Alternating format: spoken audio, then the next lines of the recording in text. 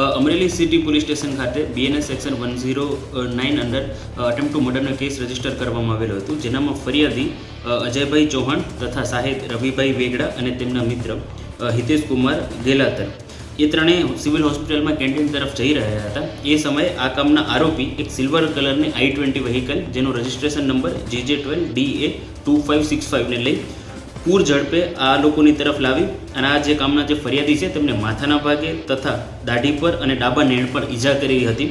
તે સાથે હોસ્પિટલમાં પડેલી 2 બોલેરો વાહન છે તેના પર પણ ઈજા કરી હતી. અને આ જે કામના આરોપી છે તેમને ફરી એક વખત ગાડીને રિવર્સમાં લઈ આવી પૂર ઝડપે આ લોકો ઉપર ચડાવવાનો ઈરાદો કરી અને ત્યાંથી નાસી છૂટ્યા હતા. આ કામના જે આરોપી છે જયસુખ અરસણ ખેતરિયા, એમની ગઈકાલે 23/30 ધોરણસર અટક કરવામાં આવેલી છે. એમની સાથે સાથે આ જે આરોપી છે એમના ઘરે ઇલીગલ ઇલેક્ટ્રિસિટી કનેક્શન લાગેલું હતું, જે વીજળી વિભાગ સાથે સંકલનમાં રહી અને તેમના ઘર પર આશરે 60,000થી વધુનું ફાઇન પણ કરવામાં આવેલું છે. સર, આરોપી બીજા કોઈ ગુનામાં સંડોવાયેલા છે કે કેમ? આ સિવાય આરોપી છે એમની પર ભૂતકાળમાં પણ 3-4 ગુના રજીસ્ટર કરવામાં આવેલા છે.